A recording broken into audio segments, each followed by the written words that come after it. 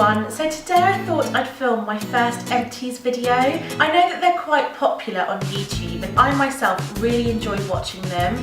I think that if somebody's actually finished a product and they're saving it for a video, it means that they've really enjoyed it. So I've been collecting my products over quite a long period of time, and the main reason for that is because I like to chop and change with my makeup, and I like to change it up so that I'm not wearing the same things on a daily basis.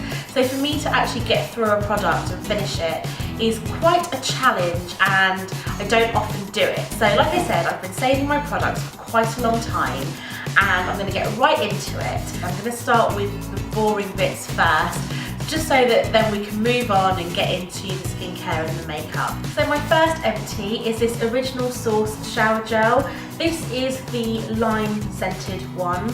It's nothing special. I don't normally buy expensive shower gels, but this is the lime one. I really like this one because it's really fresh, it's really zingy, and I'm not a morning person at all, so I feel that this really wakes me up in the morning. My next one, again, is nothing exciting. It's a face wash by Witch, and it's the Oil Control Foaming Face Wash. I really like foaming face washes. I just feel like they give you a deeper clean. I mean, they probably don't, but I prefer them to just the ones that don't do anything, because they're more like a cleanser to me. But I normally use this when I've only done one cleanse and I'm feeling a bit lazy in the evenings and I've probably got a bit of makeup left on my skin, or just in the mornings when I'm in the shower. But like I said, I've been holding on to these products for so long that I've actually emptied 2 of these. I mean, don't get me wrong, I don't use them all myself, but I really like the foaming aspect of it, and also it says oil control. So I used to have combination skin, and recently it's become a bit more normal, but I used to get quite an oily T-zone, and by using that I feel that it really controls the oil. I wouldn't even set my foundation with powder and it would just look perfect at the end of the day. So I really like that, and it's only, I think it's less than £5 in Boots. My next empty, which I'm really sad to be calling an empty, is my Chanel Chance perfume. This was the 100ml Eau de Parfum. It's the one that comes in a pink box. There's a tiny bit left in it, so if you're anything like me, when I'm getting to the end of a perfume, especially one that I love, I hardly use it and I just want to preserve it forever, but I think it has gone off, so it's time to let it go and say goodbye. But it's normally one that I tend to purchase when I'm at duty free or on holiday, because it's a little bit cheaper and then I can sort of justify spending about £100 on it. My next empty is a product that I loved. It's not quite empty, but I don't think anything's actually going to come out. This is how old it is. This is by Bedhead, and it's the Control Freak Serum. This is a hair serum. I love this stuff. I picked it up in a beauty supply shop type thing. It was like a Sally's, and I've never ever seen it in there ever since then. So again, I've been saving the last of it, but it's been so long that it's become like a rock, and I just don't think it will move at all.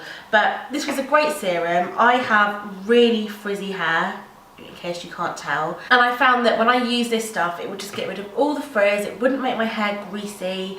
It would just really smooth my hair out, and I love it. But I think it's actually discontinued, so I've never found it in there, and I've been looking. Every time I go to one of these places, I always have a look, and I've never seen it anywhere. So if you guys know where I can get this, please let me know. It's probably for professionals, because it's a very big bottle for serum to come in, and obviously for personal use it's quite big. So if any of you know, if you're hairdressers, please let me know, because I'd be really interested to find out. My next empty is this Rimmel Just Let It Go eye makeup remover.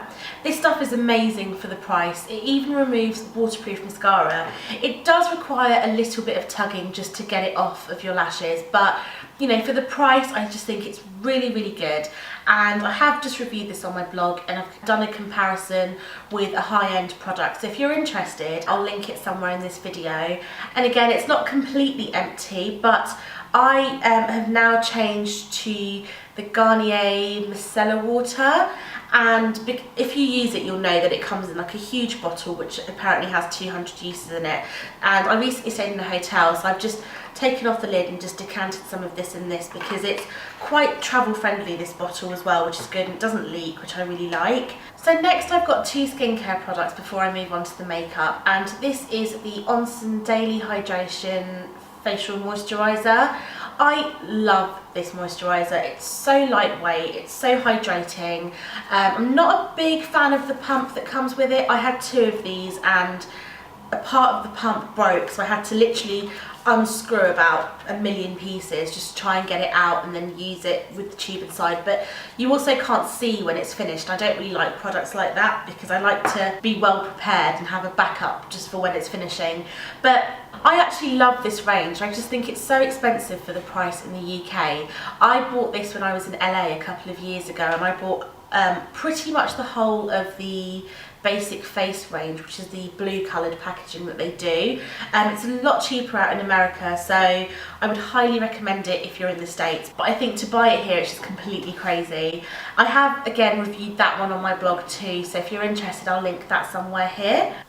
So my next empty is this Soap and Glory Make Yourself Youthful Rejuvenating Facial Serum, and that's actually my replacement for the Onsen. So now that it's getting a bit warmer in the UK, I don't like to put too many layers on my face, and I find that a serum is really good. This, I believe, just gives you the hydration on your face where you need it, and that's the sort of places on your face where your skin just drinks it up, but I'm not entirely sure, don't quote me on that. But this has got quite a fruity scent to it, I think.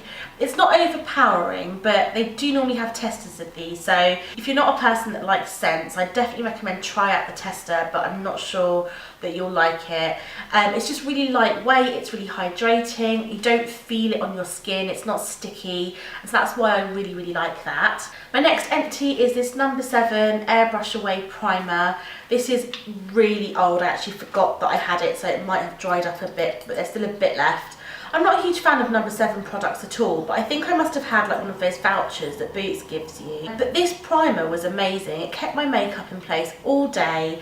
It doesn't feel like a silicone primer, but it's very brightening on the skin. I've got a tiny bit left here.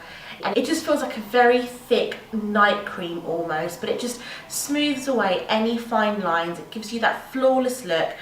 And it also brightens up your face a little bit, and my makeup just lasted forever, so I would definitely repurchase it. But it's a really nice sort of texture. It's not too silicone-y, it's a little bit hydrating as well, but you can feel it on the skin. It's not completely sticky, so I really like that. My next 2 empties were a bit disappointing. This is the Bourjois Volume Clubbing Blacktrack Mascara. I got this as a gift, and I believe that it may even be discontinued.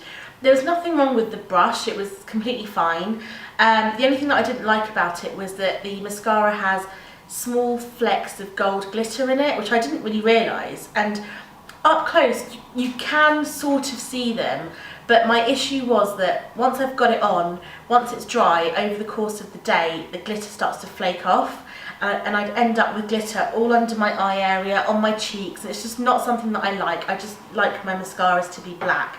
But like I said, I don't even think they do it anymore. I haven't seen it for a while, so I wouldn't recommend that unless you like glitter. My next mascara is something that didn't really wow me either, and this is the NYX Fly With Me mascara. In terms of the actual product, there was nothing wrong with the mascara for this. I had no complaints, you know, it was black, it didn't have glitter in it. It has a plastic brush that's a little bit curved. I don't know if you can make that out. It's slightly curved, and it's got like a big bulb at the end of it, which I wasn't too sure about. But there was a decent grip on my lashes, it gave me good coverage, it lengthened my eyelashes, and all of that was fine.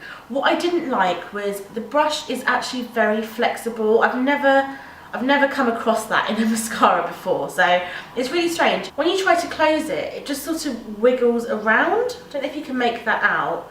So it just... not a fan of it. I've never really had that in a mascara brush before. I've normally just had stiff ones. So my last empties are all from MAC. This is the Studio Fix Fluid in NC42. Now this used to be my holy grail foundation. I'd wear it all the time, and then one day, I'm not sure what changed, but I just wanted to try something different. And now I've got a whole host of different things, but I do still wear it on a daily basis. I tend to wear my MAC if I'm just sort of running errands or just out and about, not for an evening out or anything special like that. But this I know is a very popular shade for Asian skin, especially if you have a skin tone like mine. It's got a lot of yellow undertone to it. It didn't come with a pump, I bought the pump separately. I've got a tiny bit of product left. And as you can see, it's quite yellow. I mean, I do have a yellow undertone to my skin, but I'm not that yellow. And I did used to like the glow that it gives me, but I'm not that much of a fan of it. I've got quite a bit on here, but it does match my skin. It just doesn't really look like it does looking at my hand. But I'm not that yellow at all. So I kind of have a love-hate relationship with the MAC. But I would repurchase it because it's just a foundation that I do keep going back to. I tend to go back and forth with MAC foundations. But like I said, it doesn't come with a pump. It just comes with a lid. And you just buy the pump separately, put it in, and it's quite good for travel as well because the lid's quite heavy, but this just comes with a clip. Mine's really filthy, but it just comes with a clip so you can seal it back up. Next is the MAC Select Moisture Cover Concealer in NW35. This is just the perfect shade for my under eye circles. It's a bit lightweight, so it's a bit sheer. I feel like I have to put 2 layers of it on, and I don't really like that sort of cakey look under my eyes, so I do chop and change. I do sometimes go back to it, normally when I'm just out and about during the day. I wouldn't wear it on a night out, but it's fine for just a daily sort of concealer, and there's a bit left in it and it's the right colour match for me, so I'm happy with that. My next empty is the MAC Prep and Prime highlighter in Peach Luster. This I use to correct my under eye circles, and it's the right colour, but it's not the right shade of orange. I don't find it's deep enough, it's quite bright, and I know that it's a highlighter, but I just find that you can still sometimes see it under concealer. But I also don't like that you have to keep twisting it up for days just to get the tiniest bit of product out, and again, you don't know when it's empty, so that's not great. This is how orange it is, so you can see that it is quite bright. I find that when I use the Prep and Prime highlighter with the MAC concealer, I get a really good finish, and I'm not sure why that is, but I've tried using this with my Urban Decay Naked Concealer and my Nars Radiant Creamy Concealer, and it just doesn't work in the same way. So I'm not too sure what it is about the formula, but these two together work really, really well. My last empty is this MAC lip liner in Pink Treat. There's hardly anything left. I really like this twist up style of pencil because I just find that I don't have to keep looking for a pencil sharpener, or I can just stick it in my handbag, just twist it up and I'm good to go. The only downside is I don't think you get as much product in here as you do in a normal lip pencil. So I've got a tiny bit left, and this is the colour. This is just my perfect sort of mauvey pink, nude almost shade. It looks very natural on my lips. I sometimes just wear it all over just as a lipstick, just line my lips with it, and it lasts for forever. It lasts for such a long time. Or I wear it with nude lip colours or pink lipsticks. So I get quite a lot of use out of that, and I would definitely repurchase that. So that's all my empties for now, and please let me know if you liked this type of video. If you did, then I can start saving up my products and film another empties video if and when I ever get through this many products again.